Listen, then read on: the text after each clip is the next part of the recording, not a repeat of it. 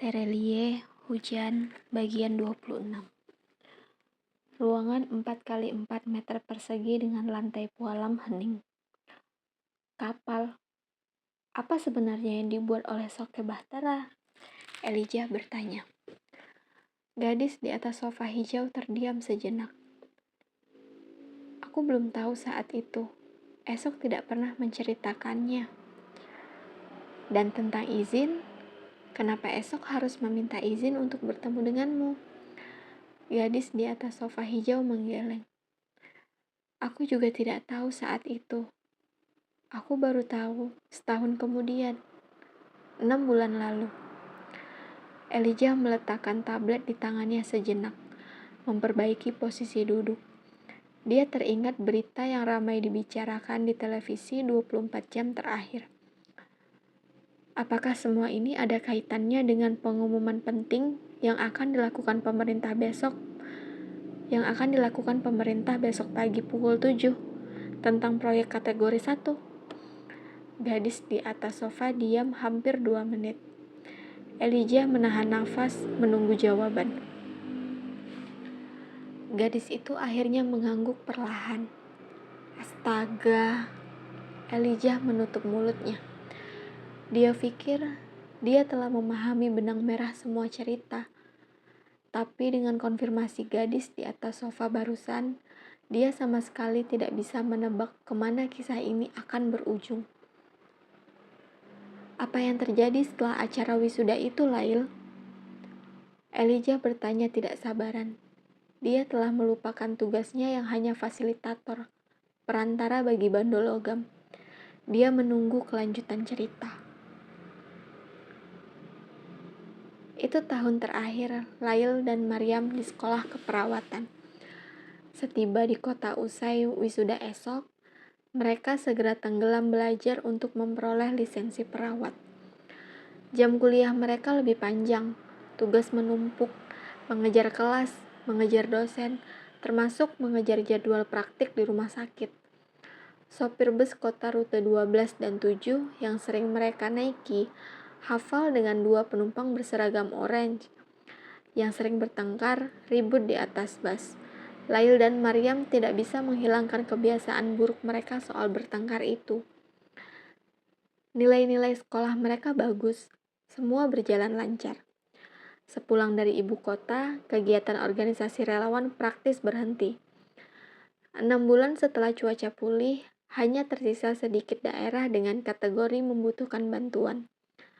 Relawan lebih banyak menghabiskan waktu di markas, mengikuti briefing, pelatihan tanpa henti. Aku bosan hanya ikut pelatihan.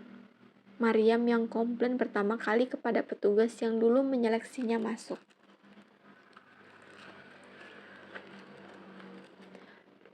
Sebenarnya jika kamu bersedia, masih banyak kesempatan untuk bertugas di lapangan, Maryam. Oh ya? Apa? Maryam semangat. Di kolam air mancur misalnya, kamu bisa menjadi relawan yang melayani turis-turis. Kamu bisa membantu turis yang tersasar. Di halte-halte, membantu orang tua naik ke atas bus kota. Atau di sekolah kanak-kanak, mereka butuh relawan yang menjaga saat mereka menyeberang jalan.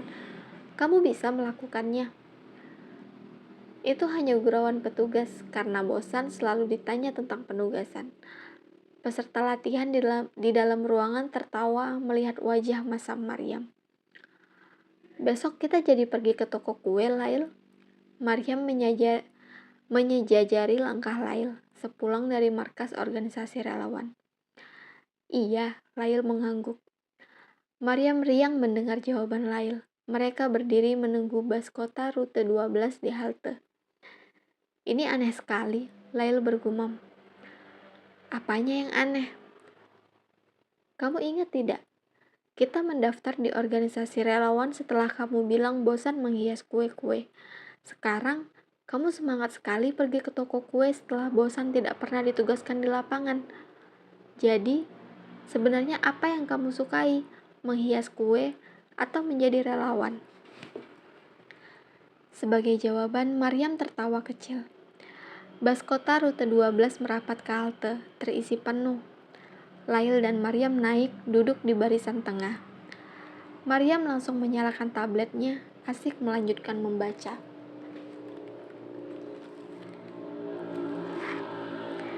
Lail menatap keluar jendela.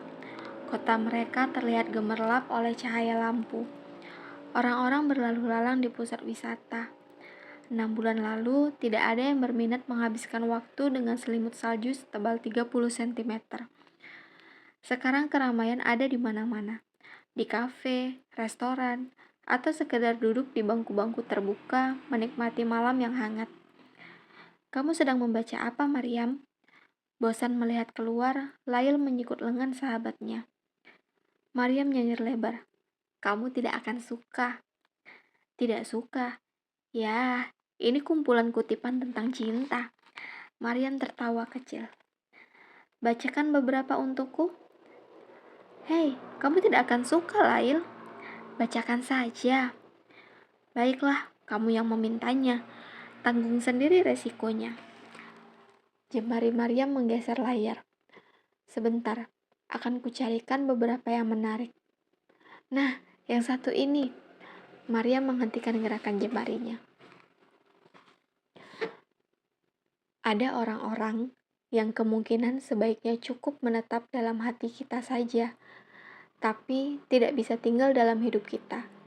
Maka, biarlah begitu adanya, biar menetap di hati, diterima dengan lapang. Toh dunia ini selalu ada misteri yang tidak bisa dijelaskan. Menerimanya dengan baik justru membawa kedamaian. Indah bukan? Maryam tersenyum. Lalu dia tertawa menatap wajah Lail yang mendadak berubah.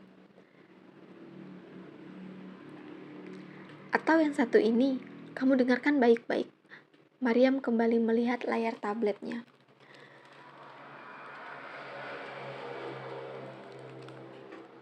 Bagian terbaik dari jatuh cinta adalah perasaan itu sendiri.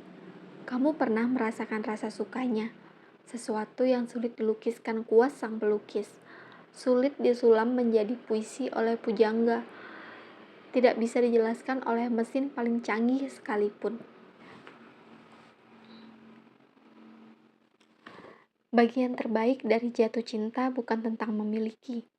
Jadi, kenapa kamu sakit hati setelahnya? Kecewa, marah, benci, cemburu.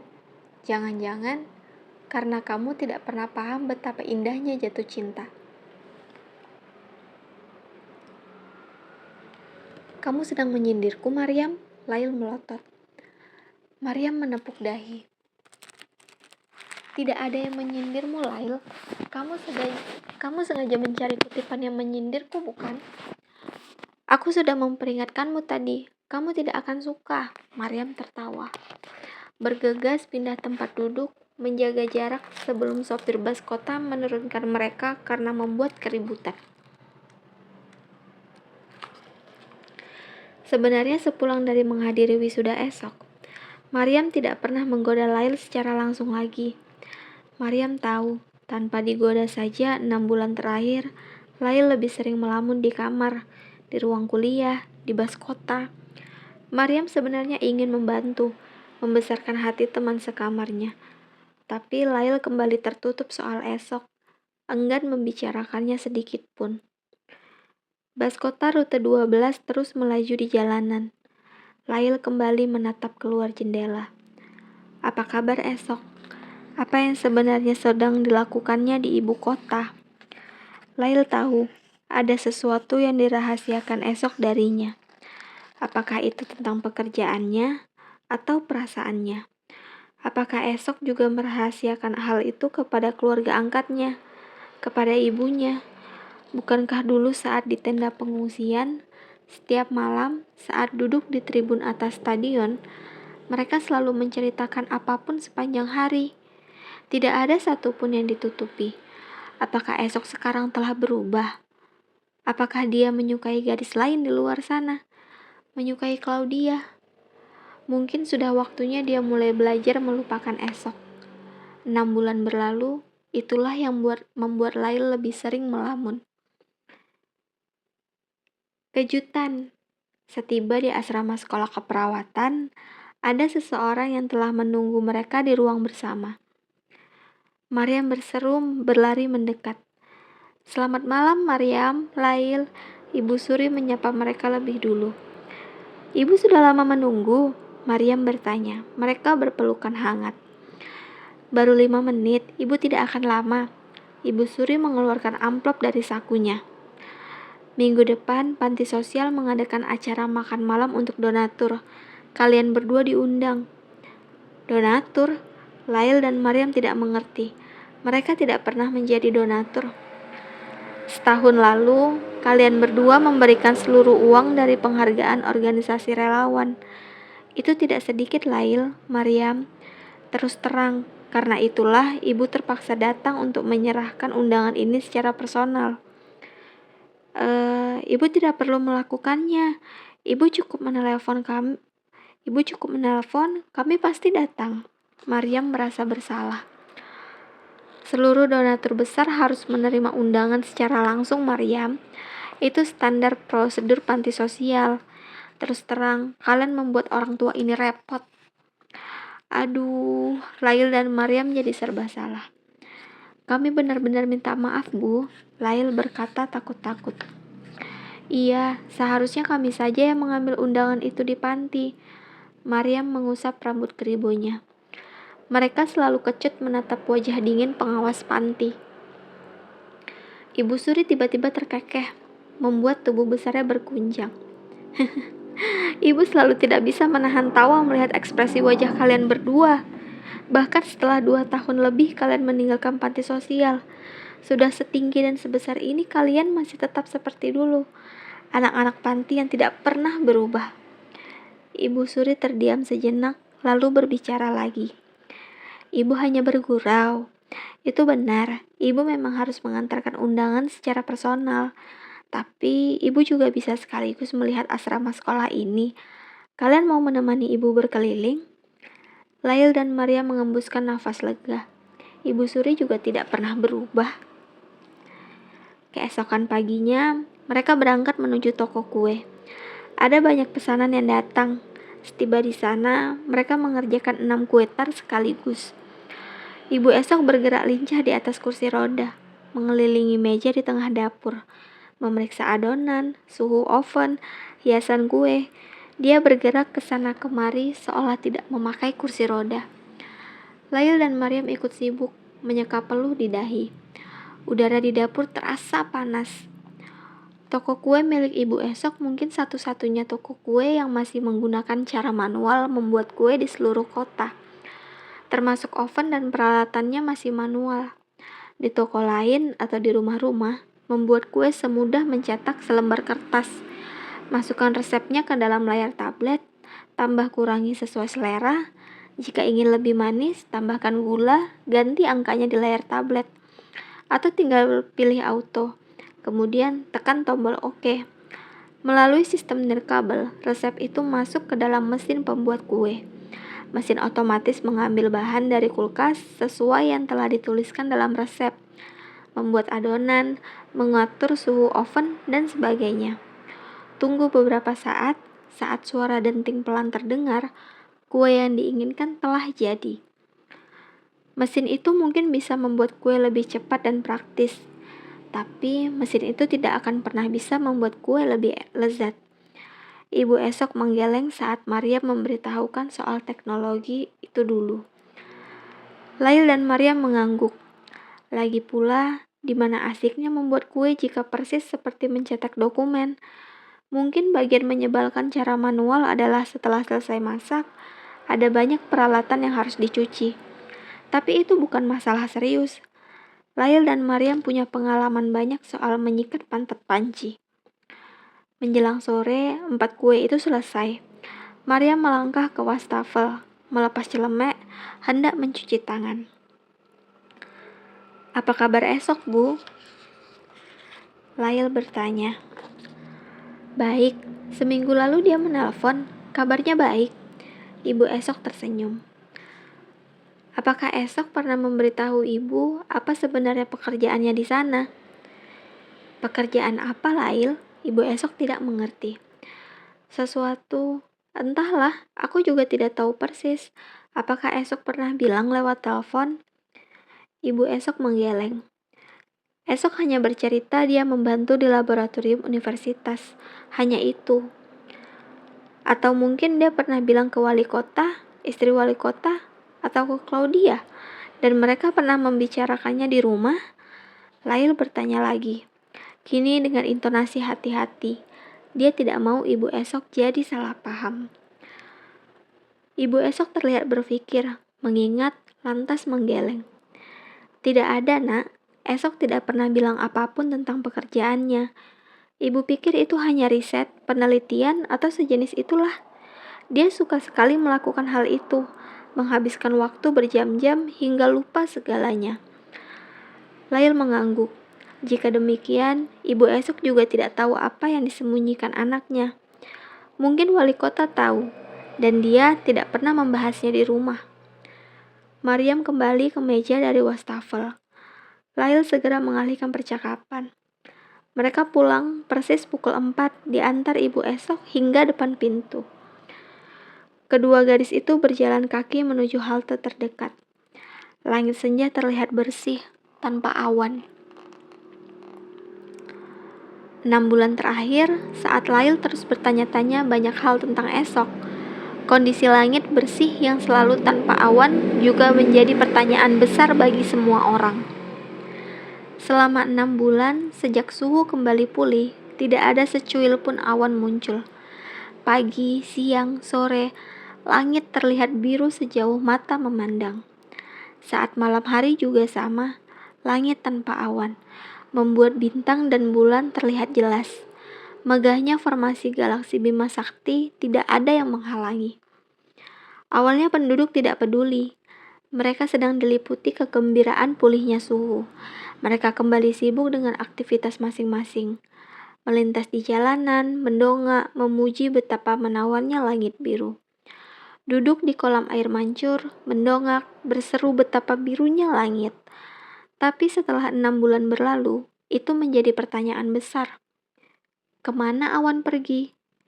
Bagaimana mungkin awan-awan itu hilang begitu saja? Karena dengan tidak adanya awan di atas sana, maka otomatis 6 bulan terakhir juga tidak pernah turun hujan. Fenomena itu terjadi di seluruh dunia, dari utara hingga selatan, dari barat hingga timur. Semua penduduk melaporkan mereka tidak pernah lagi melihat awan di langit. Breaking news, awan telah hilang dari muka bumi. Sekembali di asrama dari toko kue, saat melintasi ruang bersama, langkah Lail dan Maryam terhenti. Teman-teman mereka sedang menonton siaran televisi dengan wajah cemas. Bisakah Anda menjelaskan apa yang sebenarnya sedang terjadi, Profesor? Pembawa acara bertanya. Pemirsa tidak akan senang mendengarnya. Narasumber menjawab datar. Kami tahu itu. Tapi kami sudah mengundang belasan ahli 2 minggu terakhir. Mereka tidak bisa menjelaskan dengan baik, hanya memberikan spekulasi. Mungkin Anda bisa memberitahu kami apa yang sebenarnya sedang terjadi? Awal kepunahan manusia. Narasumber menjawab dingin. Studio tempat siaran langsung itu lengang. Pembawa acara menelan ludah. Penonton di rumah, termasuk di ruang bersama asrama sekolah, terdiam. Awal kepunahan manusia. Apakah saya tidak salah dengar? Tidak, telinga Anda tidak salah dengar. Kita sudah memulainya sejak seluruh negara berlomba-lomba meluncurkan pesawat ulang-alik. Seluruh pemimpin negara memutuskan mengintervensi lapisan stratosfer. Apa yang kita dapatkan? Iklim memang pulih dalam jangka pendek. Semua orang tertawa melihat kentang kembali tumbuh. Apel terhidang di meja, telur ayam, susu segar, semua melimpah. Lantas kenapa? Kita justru menggali lubang hitam. Semua negara keras kepala hanya mementingkan diri sendiri. Mereka lupa, miliaran ton antigas sulfur dioksida adalah sama saja gas lain yang dituangkan ke lapisan stratosfer. Gas diatasi dengan gas, itu lucu sekali. Maka inilah akibatnya. 6 bulan berlalu, kerusakan besar telah dimulai. Narasumber terdiam sejenak, menyisir rambutnya dengan jemari. Tapi kenapa belum ada keterangan resmi dari pemerintah soal ini? Tentu saja belum. Pusat Penelitian Iklim belum berani mengkonfirmasinya. Mereka masih cemas melihat data-data, hasil observasi. Tapi saya bisa mengumumkan lewat acara ini ke seluruh negeri, kita harus membayar mahal sekali atas musim semi 6 bulan terakhir. Lapisan stratosfer rusak, juga lapisan di bawahnya, troposfer. Anti-gas sulfur dioksida telah membuat proses pembentukan awan terhenti, siklus air terputus. Hanya soal waktu. Secara resmi, pemimpin di seluruh dunia akan mengumumkan bahwa hujan tidak akan turun lagi di bumi hingga waktu yang tidak diketahui. Tubuh Maria mematung, menyimak percakapan di layar televisi. Tangannya mencengkram lengan Lail di sebelahnya. Hujan tidak akan turun lagi. Sampai jumpa di part selanjutnya. Jangan lupa like, komen, dan subscribe. Terima kasih.